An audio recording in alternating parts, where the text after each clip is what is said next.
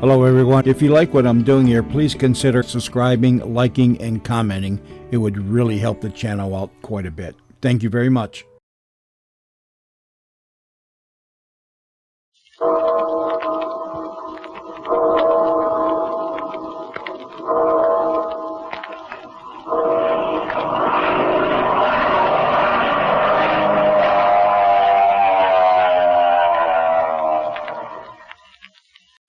The Skelly Oil Company presents Captain Midnight.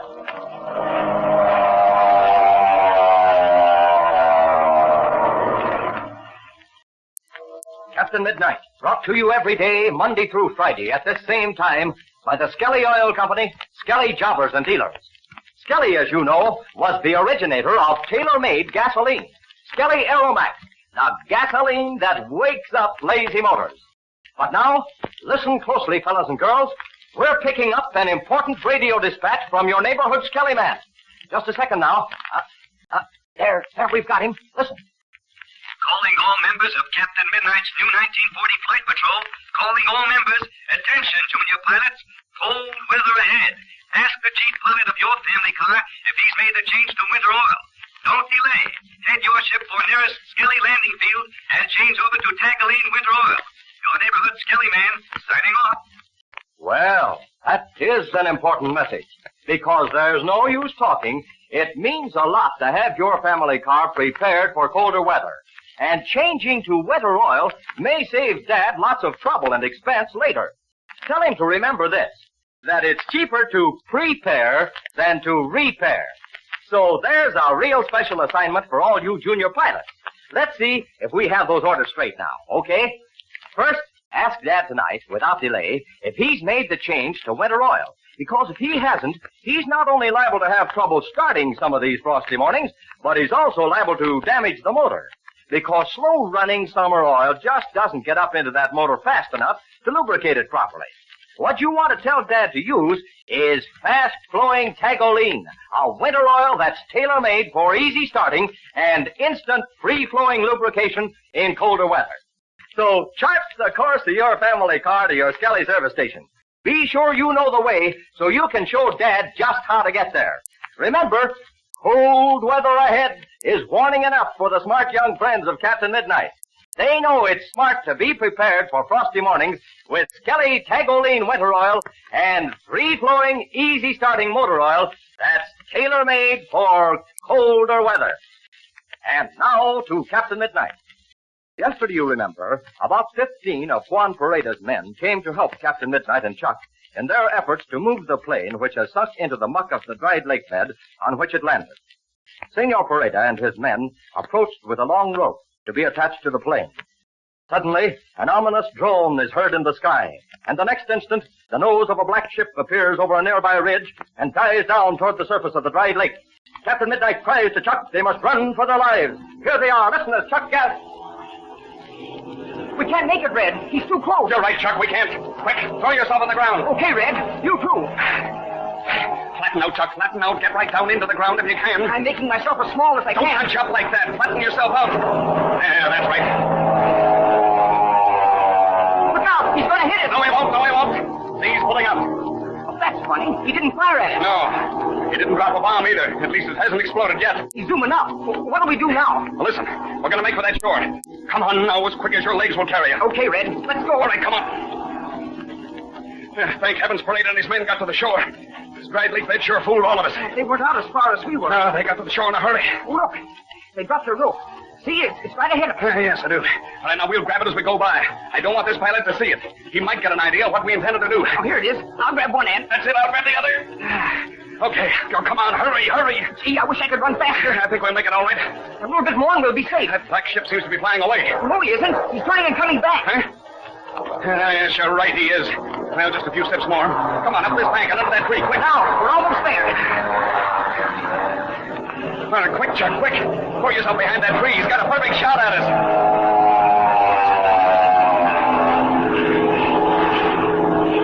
Oh, I can't understand that, Chuck. If that's one of Shark's pilots, why didn't he open fire? Gosh, that's right. He had almost a perfect shot at us. He must be one of Shark's pilots. That's the same kind of a plane we've seen before. It sure is. Look, See it bank around over the other side of the lake bed? Yes. It's one of those single-seaters, all right. He had 2 good chances to fire at us. He didn't use either one. And it's possible he hasn't got any ammunition. Well, if he hasn't, it's the first one of Shark's planes I ever saw without any. Yeah, look. Look at him now. He's zooming up and circling over the middle of the lake bed. What in the world's he doing? He's looking things over. Oh, this sure has got me buffalo. Yes, me too. He had another chance that he didn't take advantage of. Why, he could have machine gunned that black 2-seater which we landed in that dried lake bed. Or dropped a bomb on it. Jiminy Crickets, Red, look. Yeah. He's flying to the west. He's right over the ridge. Oh, I don't like that, Chuck. Well, that's where Ma and Patsy and Pinky and Slim are. I know. They should be in that grove of pine trees, though. The branches are thick. Maybe this pilot won't see them. Gee, I hope not. Now, wait. He seems to be circling over that spot. Oh, look, Red. Someone's coming. Oh, it's Senor Perada. Oh, yes, he sees us, too. He must have been watching to see where we went. Mm-hmm. Oh, senor. You are sick? You have not suffered any injury? No, we're all right, senor. How about you and your men? My men and I escaped, senor. They are in the woods now, waiting for the orders. Oh, look, Red, look. What now, Chuck? That plane. It's turning and going north, away from where Ma and Patsy are. Ah, that is good. He is flying away. Oh, that's fine. But I'm afraid it won't be long before he'll be back, and have others with him. He's gone. He's out of sight. Me Capitan, I do not understand. This pilot, he does not fire the gun. We don't understand that either, senor. But even if he does not fire the gun, senor, he has found this place.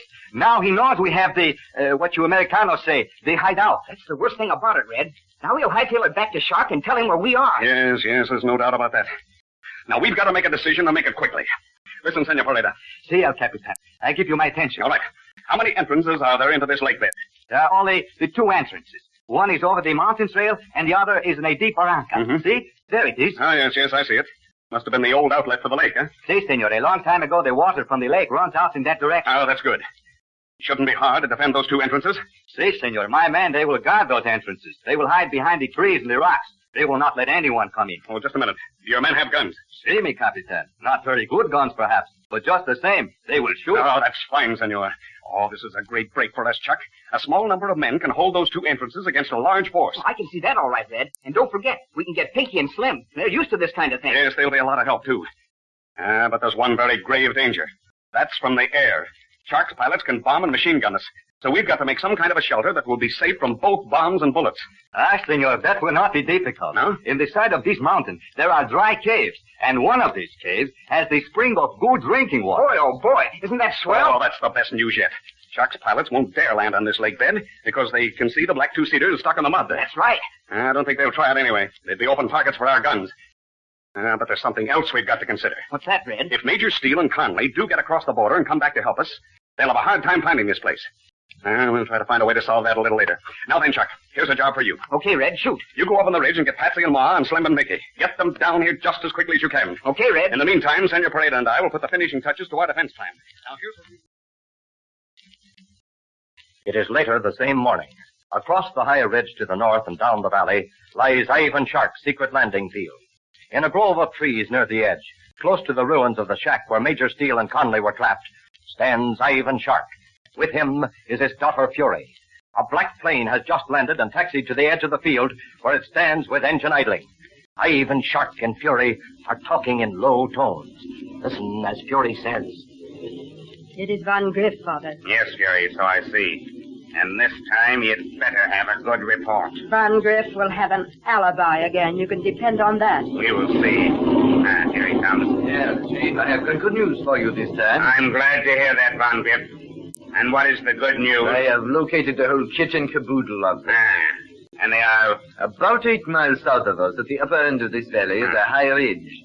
On the other side, very high, is what looks like the crater of an old volcano. At one time, there must have been a lake there. And why are you telling me all these interesting geographical facts, Van Griff? Listen, Chief, you do not have to get sarcastic with me.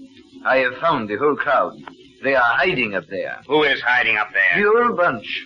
I saw Captain Midnight and Chuck Ramsey and that Perada fella, the one who got away from you. Well, Van Griff, this is very interesting. Continue, please. Not only that, but on a ridge above the lake, there are some more people. I think it must be she whom you call Maud Donovan, and her daughter and those 2 prospectors. So they've all gathered there together. That is right. And that black 2-seater they stole from us, it is out on the lake bed, stuck in the mud. I saw Captain Midnight and Chuck Ramsey were looking at it. Indeed, Van Griff.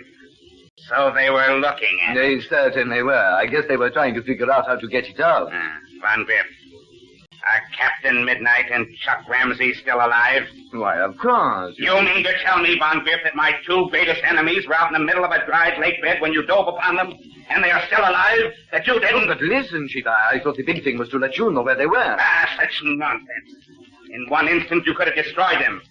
Why did you not do it, Von Griff? I am telling you, Chief, I thought you would want to know where they were. I thought you'd want me to come back and report to you first. Go, Von Griff. Go quickly before my wrath gets the better of me. What do you want me to do? Fly down to headquarters at once and bring back every available pilot and plane. Go quickly while you still can. Okay, Chief. Didn't I tell you, Father, that Von Griff has something up his sleeve? He's playing some kind of a game, I tell you. Perhaps that is so, Fury. But you know my motto. You mean always to strike first? That is it, Fury. That is the essence of self-protection. In that case, Father, I am sure it would be best to take some action. You mean in regard to Von Griff? Yes. Let us be rid of him before he does us injury. You, my dear Father, are a master of mysterious disappearances. Yes, my dear Fury. Those who have sought to double-cross me have vanished into thin air. But we must not wait, Father. This night, when we have dinner, I will fix a special dish for Von Griff. You know what I will put in it. Von Griff will become very sleepy. And then... And then, yes, my dear Fury. Listen, Father. Huh? I hear the plane. Yes, there. See? It's coming from the north. Look, Father, it's not ours. It's not black. It has... Yes, it has silver wings and a blue body. It's going very fast. Look, it's diving down. It's going to land here. We must prepare for a surprise.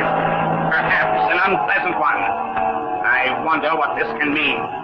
Come, Fury. We will find out.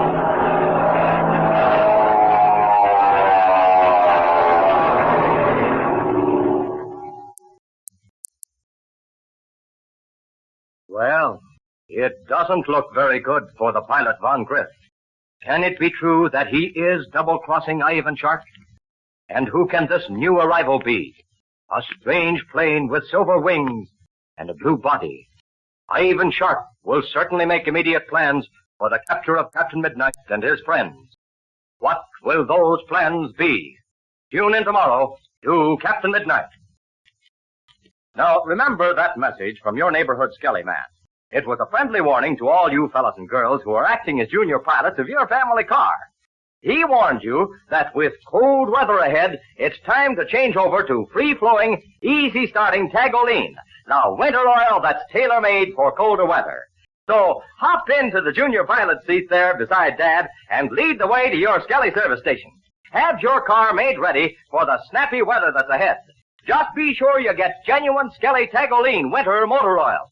Also, if you haven't yet joined the new 1940 Flight Patrol, there's your chance. Your Skelly Man will sign you up and send right in for your secret medal of membership with the 3-blade spinning propeller and the mysterious secret password. Now, don't forget to tune in again tomorrow, same time, same station, for further transcribed adventures of Captain Midnight. Brought to you by the Skelly Oil Company, Skelly Jobbers and Dealers. Is this new arrival a friend or an enemy? Where are Major Steele and Bud Conley? And what will Captain Midnight do next? Be sure to listen tomorrow. Until then, this is Don Gordon, your Skelly Man, saying goodbye and happy landing!